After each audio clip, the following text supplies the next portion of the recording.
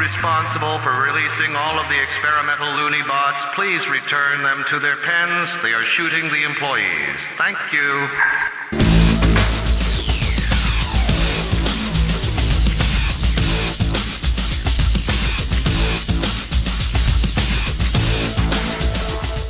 Have you ever scrolled down a veteran voice actor's IMDb list, noticed they've done a few video games, recognised a game title and thought, wait, they're in that?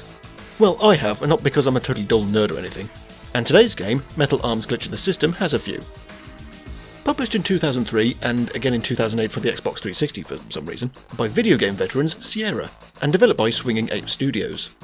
You would be forgiven for not hearing about them as they only made 2 games. This, and StarCraft Ghost, which was cancelled. A developer with very little titles under the belt usually isn't a good sign, but we always give games a fair shake here. So let's take a look at Swinging Ape Studios' sole offering.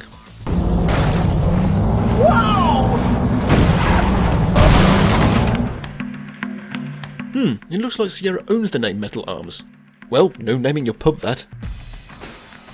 The planet of IronStar, a once peaceful and prosperous home of the droid race, until one day Dr. Exabolt created droids beyond their current technology. This went terribly wrong, and an evil robot emerged from these experiments, who became General Corrosive. Now with his army of millbots, General Corrosive wreaks havoc upon the droids and enslaving them, but a small band of droid rebels have risen up to take back their planet.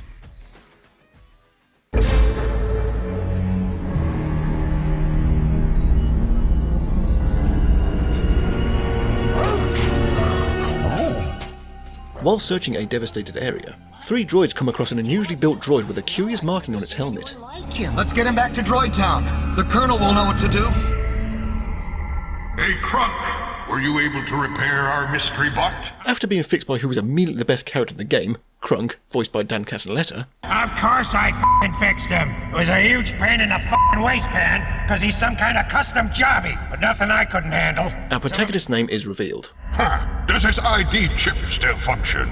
Yeah, says his name is Glitch. Alright, Glitch. You are Glitch, and without any choice, you are recruited into the Droid Rebellion. Which of you brave troopers is up to the task? Come on, Glitch. We've got to seal these mines to prevent the mills from discovering the location of Droid Town. Metal Arms is a third-person action shooter platformer, with a very Conker's Bad Fur Day sense of humour. The character's dialogue is great, brought to life by Dan, along with Rob Paulson and Patrick Warburton. The droids are held up in a mine and some millbots are breaking through. Colonel Alloy recruits the only remaining troops: Screwed, Hosed and Glitch. Oh no, I really hope Screwed and Hosed make it. These mines are under mill control now! Destroy all droids! Anyway, Glitch follows Screwed and Hosed, who show him the basics of shooting, jumping, collecting items, etc. The meat of the game is the combat, and it's very satisfying. There is a wide variety of weapons throughout, which are upgradable, such as the mining laser, the basic infinite ammo starting weapon, Spew, the machine gun, Rocket Launcher, the launcher of rockets, Rivet Gun fires explosive bolts, the Scatter Blaster, the genuinely useful shotgun, the Control Tether, which doesn't work half the time, and a few others that didn't really get used very much, which I feel they added in order to make the game feel bigger, a problem the game has overall, which I'll get onto. IronStar's currency is washers, which are dropped by enemies. Occasionally you will hear a generic hip-hop beat coming from behind somewhere. This is where you know to find Shady and Mr. Pockets, the dodgy vendors who will sell glitch weapon upgrades and ammo. Hey, if you bring the washes, we'll bring the goods. Wait, why is he called Mr. Pockets? Don't ask why I call him that. Let's just say he could go blind, capiche? Oh, sorry I asked. Now, it may not have escaped your attention that the frame rate is rather poor. This doesn't make it unplayable, but Metal Arms isn't exactly a graphical powerhouse. I could put it down to this being Swingin' Out Studios' first game, but Spy Fiction was Access Games' first game, and that looked and ran far better. Then they are different developers with different people and other variables. I get the feeling they tried to combat this by making the current loaded area smaller, by dividing the game into many stages. I mean, look at this list. If you can get through a single stage without much hassle, they're not very long. Longevity in these short stages is made by making the game rather difficult. I initially started the game on normal, got to the second boss and nope!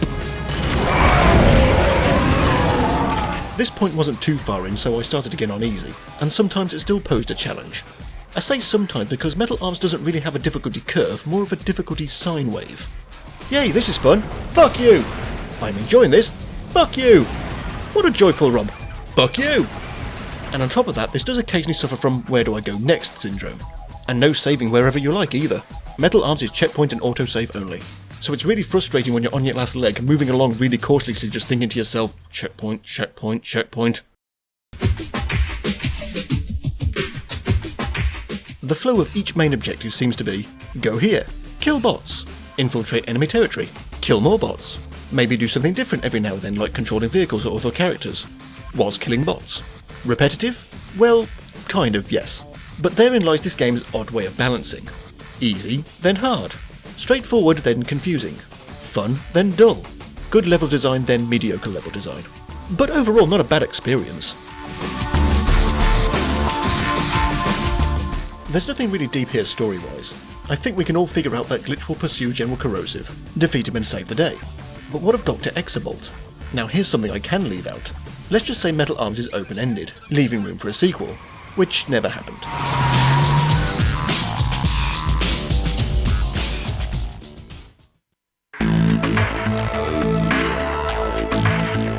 It doesn't seem fair to criticise a developer's first game too harshly. But Swingin' Out Studios did get in some great voice talent, so they were clearly aiming high.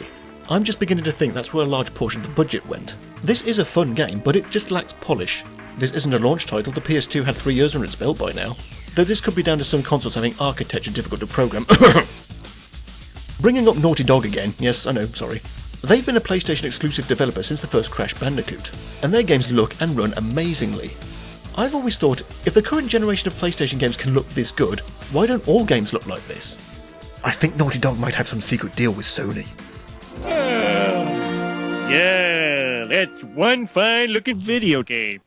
Why doesn't mine look like that?